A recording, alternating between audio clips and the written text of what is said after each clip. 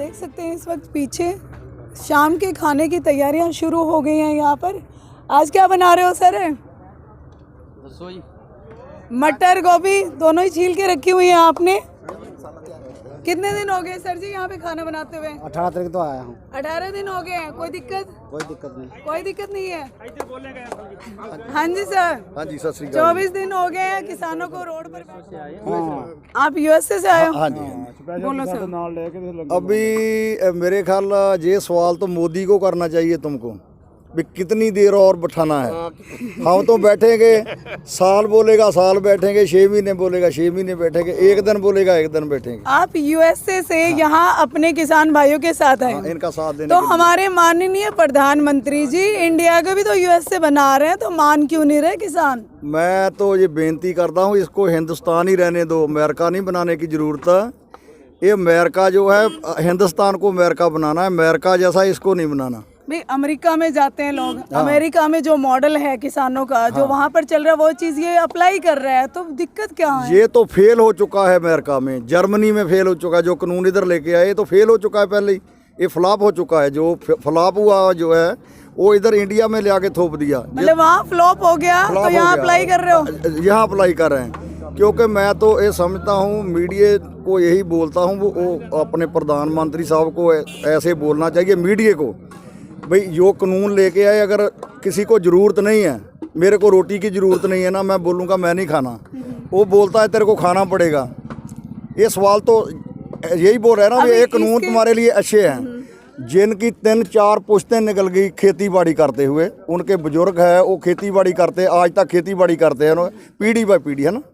जिसको उसको क्या मालूम भी खेती के जो कानून है ये अच्छे हैं कि बुरे हैं। अगर जिम्मेदार बोलता भी नहीं चाहिए तो इसमें दिक्कत क्या है? इसको खारिज कर देना चाहिए। वो कहना चाह रहे हैं भाई आपका भलाई तो करेंगे ना, जैसे आप खेती में लगे रहते हो, खेती कम करके फिर उद्योग धंधे स्टार्ट करोगे तो डेवलपमेंट हो जाएगा, हिंदुस्तान का विकास हो जाएगा। जो 1966 में ग्रीन रेजुलेशन आया था तो जिम्मेदार थे ना, जो हम तो छोटे थे, जिम्मेदार को बोला था भी तुमने बहुत ज़्यादा फसल लगाना है, ग्रीन रेजुलेशन एक आना है। जिम्मेदार ने बहुत मेहनत किया, कि बहुत सारी ज़मीन ऐसी थी जो उपजाऊ नहीं थी, उसको उन्हें मेहनत किया, उसको ज़मीन को बिल्कुल इस जोग बना दिया कि अच्छी फसल हो। अभी बहुत सारी अच्छी फसल होने लगी है, तो अब 40 साल के बाद या 45 साल के बाद बोलते हैं कि ये जिम्मेदार खेतों में काम करें। और कोई बोलता है डेवलपमेंट, जिम्मेदार डेवलपमेंट है, सबसे डेवलप है, चाहे उसको थोड़ा पैसा बचता है पर वो अपने परिवार में खुश है, वो एक राजे की ज़िंदगी जी रहा है।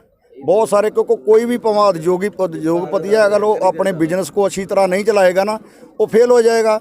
अगर जिम्मेदार भी कोई अच्छी तरह जिम्मेदारा नहीं करेगा तो फेल हो जाएगा। सभी नहीं, 95% मैं समझता हूँ 95% जो जिम्मेदार बिल्कुल ठीक है, उसको किसी 5%। कॉन्ट्रैक्ट फार्मिंग में यही तो कह रहे हैं ना कि आज जो किसान की हालत है इसमें और ज़्यादा सुधार आ जाएगा।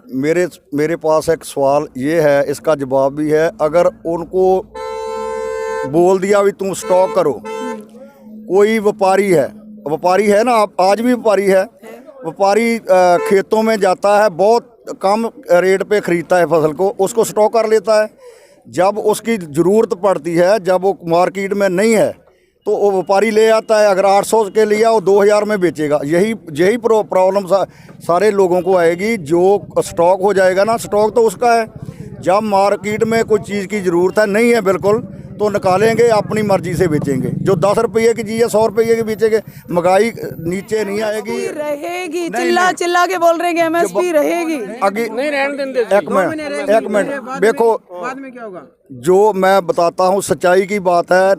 1947 में जब आज़ादी की बात करते हैं तो जिम्मेदार आज तक 73 ईयर कभी आज़ाद नहीं हुआ। उसको जो भी आता है ना, जिम्मेदार को सबसे नीचा समझता है। जो हमको रोटी देता है ना, उसको बोलते हैं भगवान, तो समझते हैं नीचा।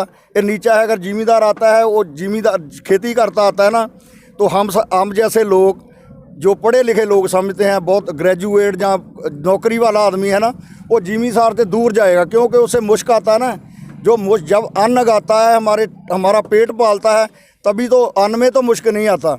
जिमींदार से मुझ उसको हमको गले लगाना चाहिए। ये फसल पैदा करके पूरी दुनिया को खाना खिला रहा है, उसका मान सत्कार करना चाहिए। तो इधर उनको मारने की ठान ली है, अभी इनको मारी क्यों, दिहाड़ी क्यों करेगा। अगर मेरे पास 10 एकड़ ज़मीन है तो मैं अपना परिवार बहुत अच्छी तरह पाल रहा हूँ, बहुत मेरे बढ़िया मकान है, मेरे बच्चे अच्छे पढ़ रहे हैं, अच्छा समाज में रह रहा हूँ। तो मेरे को ज़रूरत नहीं है उस चीज़ की। मेरी तो जो MSP है वो पक्की हो जानी चाहिए। अगर MSP पक्की हो जाए सारियों फसलों पे तो सानू कोई प्रॉब्लम नहीं है, हम बीजेंगे, वो भी हम इससे कम तो बिकेगी नहीं। 2000 MSP हुई तो हमारा 1 क्विंटल 2000 में बिकेगा, तो हम खुशहाल हो जाएंगे।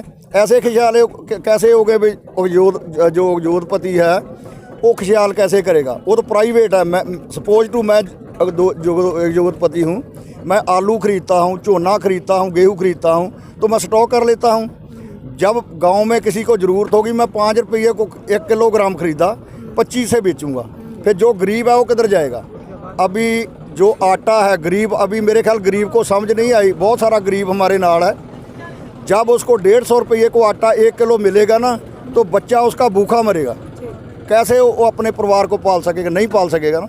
यही बात है भी जो ज़मींदार चाहते हैं, ज़मींदार बहुत पढ़ा लिखा है, एजुकेट है, उनके लड़के भी जो लॉयर हैं, सब कुछ है, जजेज भी हैं, उनको नहीं चाहिए तो नहीं चाहिए। इसमें दिक्कत क्या है, उसको खारिज कर देना चाहिए। अगर ज़मींदार चाहते हैं, तीनों कानून जो खारिज कर देने चाहिए। हुण एक कानून लेके आए जो बोलते हैं वे जो आग लगाएगा पराली को, उसको 1 करोड़ जुर्माना। मैं पूछता हूँ, 1 करोड़ की उसकी ज़मीन नहीं है, उसके पास 2 एकड़ है, 2 एकड़ की कीमत आज 20 लाख है। 1 करोड़ कैसे देगा वो सारी उम्र जेल में रहेगा, कैसे।